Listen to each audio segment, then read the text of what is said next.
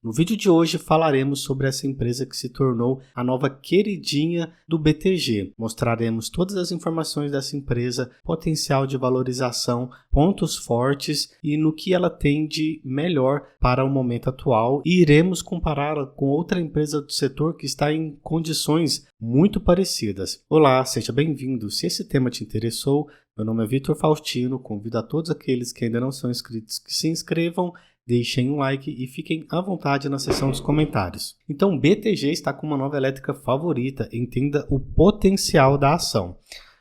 Nessa matéria aqui, o Banco BTG tem uma nova ação top pick no setor elétrico. Top pick é melhor escolha, né? Top seleção no setor elétrico. Nesta semana, o banco reestabeleceu cobertura para a Copel CPLE 6, com recomendação de compra e preço-alvo de R$ 12, considerando agora a condição da empresa privatizada. Na avaliação do time de análise, existe muito potencial a ser desbloqueado. O BTG reconhece que a Copel conseguiu apresentar uma performance impressionante nos últimos 4 anos. Vamos olhar essa performance aqui no site do Investidor 10 para ver se é isso mesmo? Analisando aqui o gráfico de cotação, é simplesmente impressionante. Ela saiu de R$ 1,37 para a cotação atual de R$ 9,07.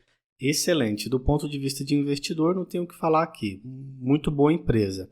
No período de 10 prazos também, excelente empresa. Vamos analisar aqui no fundo do gráfico a relação dela com lucro versus receita. São receitas crescentes e o lucro crescente teve uma diminuída aqui, mas o lucro também ele está crescente. E do ponto de vista comparado ela com o Ibov, ela é essa linha vermelha que ela simplesmente arrebentou o Ibov, com 541% de rendimento contra 54% do Ibov nos últimos 5 anos. Bateu também CDI, bateu IPCA, bateu Small, bateu IFIX, bateu IDIV, bateu IFBB11. Então, bateu todos esses índices que tem aqui no site do Investidor 10. E quanto aos dividendos, a média dos dividendos dos últimos 5 anos é de 9,12%, atualmente está em 4,05% e no ano de 2022 foi de 11,2%. Então, do ponto de vista de retorno ao acionista, excelente empresa, não tem nem o que falar, certo? E aqui falo o seguinte, a questão que predomina entre os investidores é, com todo esse crescimento, com toda essa valorização, com tudo que a empresa alcançou, que hoje ela está no topo histórico praticamente. A questão que predomina entre os investidores é o espaço que resta para ganhos de eficiência depois de todas essas melhorias feitas nos últimos anos. Ou seja, já fez muito, mas será que já deu o que tinha para dar? Nesse relatório eu vou demonstrar aqui, conforme o BTG Pactual, não. Então, vamos parar de falar sobre a matéria do Money Times e vamos partir agora diretamente para esse relatório do Banco BTG Pactual. Ele é recente, foi emitido 14 de setembro, restabelece a cobertura com recomendação de compra a preço-alvo de R$ 12, sendo que hoje o preço dela, conforme esse gráfico aqui, está em R$ 9,07. Aqui eu vou considerar o preço dela, R$ 8,90, está bem próximo com o que ela colocou, tá? Aqui eles colocaram que restabelecemos a cobertura da Copel considerando uma nova condição de empresa privatizada, porque ela ainda não foi. Após uma oferta de ações, a participação votante do governo caiu de 70% para 28%, transformando a Copel em uma corporação. E aqui, referente a essa questão da privatização, tudo que está sendo feito está indicando que essa privatização vai ocorrer e vai ser ok. A Copel, mais um passo rumo à privatização. O bônus de outorga para renovar por 30 anos as concessões das 3 UHS mais relevantes da Copel foi fixado em 3,7 bilhões, condicionado à transferência do controle para um player privado. Então aqui ele já teve o bônus da outorga, mas aí você deve estar pensando, poxa, o que seria um bônus de outorga? Olha, no contexto de uma empresa de energia, o bônus de outorga é o pagamento feito ao investidor ou concessionária em troca da concessão de um direito ou privilégio, como o direito de construir e operar uma usina de energia. Então, é o direito dela de poder usufruir dessas concessões aqui, dessas 3 UHS, pelos próximos 30 anos. Então ela já está garantindo a receita dela, ela já está se garantindo para esse processo de privatização, dizendo o seguinte: galera, nos próximos 30 anos vamos ter receita, vamos ter onde operar. E aqui eles concluem: nossa visão, vemos as notícias como positivas, demonstrando que nosso cenário otimista, privatização e renovação das concessões das 3 maiores UHS até o final de 2023, está cada vez mais próximo. Então aqui eles concluem: nossa visão, vemos as notícias como positivas, demonstrando que nosso cenário otimista, privatização e renovação das concessões das 3 maiores UHS até o final de 2023 está cada vez mais próximo, tá? Então, o XP também está otimista quanto à questão de privatização. E aqui no relatório, reiteramos nossa recomendação de compra e elevamos o nosso preço-alvo para R$ 12,00 para as ações PNs e 11 para as ações ONs, oferecendo 37% de upside aos preços atuais de CPLE 6. A Copel possui uma das melhores relações de risco-retorno em nossa cobertura, respaldado por um processo de turnaround relativamente simples. E o que eles falam aqui sobre esses últimos 4 anos, né? A Copel registrou uma performance impressionante nos últimos 4 anos e os números estão lá para provar. Receitas crescentes, cotação crescente, dividendos muito bons, dividendo de 9% nos últimos 5 anos. Então, realmente, foi um trabalho muito bem feito pelo pessoal. Nesse período, a nova equipe de gestão abordou os custos, melhorou a eficiência no seu segmento de distribuição, vendeu ativos não essenciais e alocou capital de forma sensata. Mas há espaço para mais. Havia um limite para a eficiência que poderia ser extraída de uma empresa pública. Ou seja, considerando a empresa pública, eles fizeram tudo que dava para fazer. Porque vocês sabem, empresa pública tem toda aquela questão de ser cabide de empregos, de ter uma estrutura muito mais cheia de funcionários e tudo mais, de regalias, que normalmente não existem em empresas privadas. É isso que ele está dizendo. Há espaço para mais e é sobre isso que eu vou falar, sobre esse espaço para melhorias. Continue assistindo o vídeo, que aqui embaixo do relatório ele vai falar como que essas melhorias podem ser aplicadas lá na Copel em coisas simples que vão dar melhorias muito grandes, tá? Dando continuidade. Elevação da Copel para Top Pick, ou seja, melhor seleção para o setor. A Copel é um dos nomes integrados mais baratos que cobrimos e uma das nossas top picks no setor. Vemos upside de 30% baseado em 3 coisas, tá? Assumimos potencial de redução de custos para GIT, geração e transmissão, tá? E distribuição. VPL acumulado com a renovação das suas 3 usinas hidrelétricas, que é aqueles 3 bilhões lá, e menores custos de manutenção.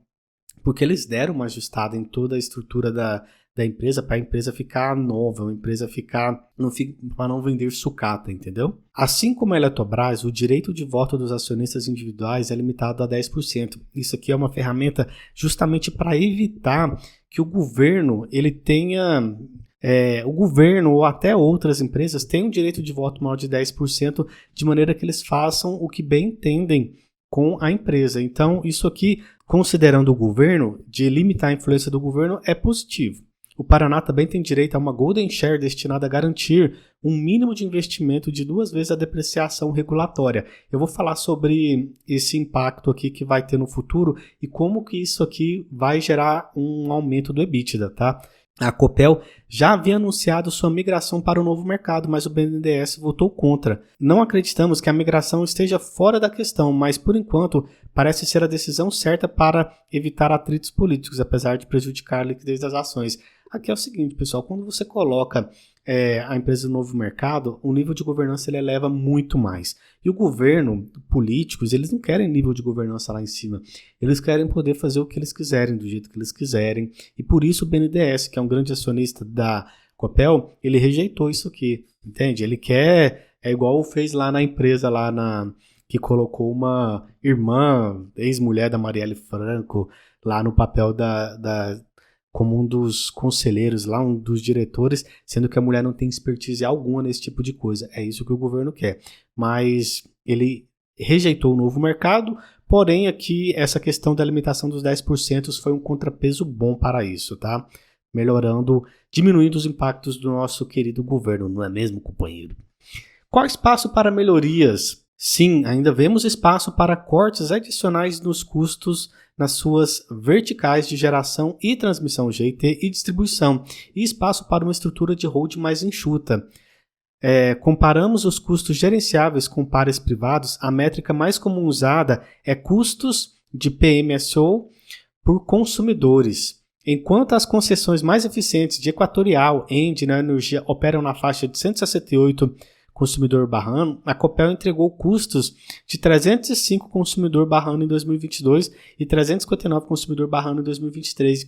Comparado com seus concorrentes, a Copel ainda gasta um custo por consumidor ainda muito alto, muito mais alto que Equatorial, Engie, Neoenergia, e aqui mostra que, sendo privatizada, tem um potencial gigantesco ainda de corte, de melhoria de eficiência aqui, principalmente nessa área de pessoal, nessa área de redução de cabide de emprego, tá? Supondo que atinja a mesma eficiência que seus pares privados, vemos espaço para cortar custos em mais de 25% nos próximos 2 anos. Imagina um corte de custo de 25% de pessoal. É muita coisa, pessoal. Sua base de ativos, RAB, está aproximadamente 40% depreciada. Portanto, a exigência de investir pelo menos duas vezes a depreciação regulatória durante o período de concessão ajudará a impulsionar o EBITDA em seu segmento de distribuição.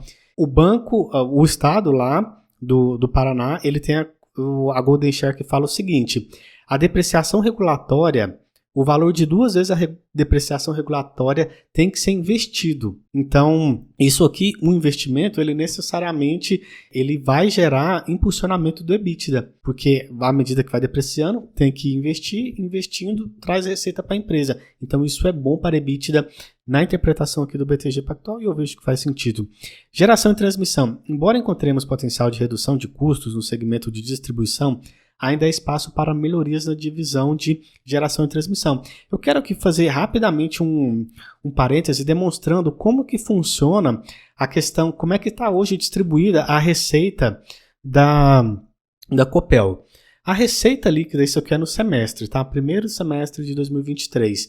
34% é de fornecimento de energia, 16% de suprimento de energia elétrica e 25% de disponibilidade de rede elétrica. Disponibilidade é transmissão. Em nossos cálculos, consideramos uma melhoria de margem EBITDA de geração de 59% em 2023 para 61% em 2024. Essa melhoria se traduz em uma redução de custos de 77 milhões, equivalente a 23% dos custos dos PM de 2022. E quanto aos custos de holding, também temos espaço para corte de custos. Custos de holding. A Copel tem custos anuais de holding de aproximadamente 100 milhões, que vemos espaços para cortar em mais de 20%, levando a custos anuais de 80 milhões e adicionando 89 milhões em VPL ao nosso valuation pelo método de soma das partes. Analisando o acordo sindical da companhia, como parte do acordo com o sindicato que representa seus trabalhadores, a Copel lançará outro programa de demissão voluntária envolvendo 600 funcionários a um custo estimado de 300 milhões. Porque a Copel viu que está super inchada e tal. Então, quando ela começou a demitir, o sindicato veio cá e começou a criar problema. Ela fez um acordo com o sindicato de demitir eles um tanto em 21, 22, 23, 24, 25, e tem até um plano aqui mais abaixo de demissão. Embora a Copel seja uma verdadeira corporação, uma empresa privada, ela negociou um limite anual de demissões com o sindicato, limitando-se a demitir 5% do seu quadro de funcionários em 2023, no ano de 2024. Em 2025, esse limite aumentará para 10% e assim por diante até 2027. Então, todos esses anos, só aí a gente já espera uma melhoria de resultados por esse aumento de corte aqui de pessoal que está sobrando, tá? Upside das renovações de concessões hidrelétricas. Assumimos que as renovações de concessão das 3 principais usinas hidrelétricas da Copel são geradoras de valor. Com a renovação, todas as 3 concessões deverão ser estendidas até 2053. 30 anos de concessão, muito bom. Para renovar as concessões, a Copel terá que pagar uma taxa de 3,72 bilhões ao governo federal. E governança, como que está hoje? O conselho é composto por 9 membros, 5 indicados pelo governo do estado, 2 pelo BNDES, 1 pelos acionistas minoritários e 1 pelos funcionários. Note aqui o tanto que o BNDES é forte, né? 2 de 9. Mas aqui eles falam que após a transação esperamos que o novo conselho conte com 2 membros indicados pelo governo estadual, 2 pelo BNDES, 4 pelos acionistas minoritários e 1 pelos funcionários. E aqui algo importante de falar, a gente está falando de privatização de uma grande elétrica e não tem como falar de uma privatização de grande elétrica sem falar de Eletrobras. E aí a dúvida que pode vir, poxa, como que a Copel pode apresentar um upside maior se a Top Pick no lugar da Eletrobras? Faz sentido isso? Então, eles já para evitar um posterior questionamento, aqui no próprio relatório, eles já respondem essas perguntas. A inevitável comparação com a Eletrobras. Muitas vezes, durante nossas reuniões, os investidores acabaram comparando o investimento da Copel com o da Eletrobras, já que ambos os nomes têm grande capacidade de geração não contratada e são histórias de turnaround. Embora entendamos a comparação, existem diferenças importantes garantindo mais upside para a Eletrobras, 51% do que para a Copel. Mas 51 é maior que 37%. Por que então a Copel é top pick? Porque a Eletrobras, 51% é uma expectativa para o longo prazo. E é muito mais difícil, enquanto a Copel é 37% para o curto prazo, com bem menos burocracia. Tá aqui se você quiser ler, mas eu vou falar os principais pontos. Ponto número 1. O upside que vemos na Eletrobras depende de premissas agressivas, mas alcançáveis. Primeiro ponto, é mais fácil. É mais fácil na Copel, muito mais difícil na Eletrobras. 2. A Eletrobras é uma empresa muito maior e mais complexa. De fato, gente, a Eletrobras é um colosso de empresa. 3. A sua exposição aos preços de energia é superior ao da Copel. 4. A Elet enfrenta uma significativa pressão política, enquanto a Copel receberá apoio do governo do estado pelo menos nos próximos 4 anos. E 5. Ainda há incerteza sobre a Eletrobras. Porque, pessoal, o que políticos mal intencionados podiam derrubar na Eletrobras é uma loucura. E aí, quando eles viram que a Eletrobras foi privatizada, eles ficaram malucos, porque eles simplesmente perderam a oportunidade de passar a mão em milhões, bilhões, além de poder colocar muita gente apadrinhada lá e simplesmente lotar a Eletrobras de gente totalmente incompetente para o cargo, mas que é amigo de político. Então, a Eletrobras ela ainda tem muita dificuldade. Se dependesse do Lula, ele já tinha desprivatizado a Eletrobras há muito tempo. Dando continuidade, a desvalorização do preço das ações da Elet pós-privatização é atribuída principalmente a uma queda nos preços da energia. O ponto positivo para a Copel é que sua privatização aconteceu quando todos já estavam muito pessimistas em relação aos preços da energia. Vamos falar aqui do preço da energia. Eu perguntei aqui para o nosso Bard, que é o chat GPT do Google, como é que está a energia hoje. Ele falou que a energia hoje, pelo megawatt-hora, está em 69,04 no sudoeste. Aí eu entrei no site da CCE e tá fazendo sentido lá a informação do Bard. Hoje o preço está em 69,04. Poxa, mas esse preço é bom para a Copel? Vou mostrar, continue assistindo o vídeo que eu vou mostrar para vocês que a expectativa é de crescimento desse preço, tá? Dando continuidade aqui no relatório, eu vou falar do preço mais para frente, eles dando continuidade na comparação de Eletrobras com Copel. Não nos leve a mal, gostamos de ambos os casos de investimento, mas consideramos que a Copel é uma empresa menos complexa no curto prazo do que a Eletrobras, uma empresa mais para o longo prazo. Mais vendas de ativos, a Copel também planeja vender 2 ativos, Compagás, distribuição de gás, e Termoelétrica a gás Araucária. Pessoal, termoelétrica é um negócio que deveria acabar, termoelétrica é muito ruim.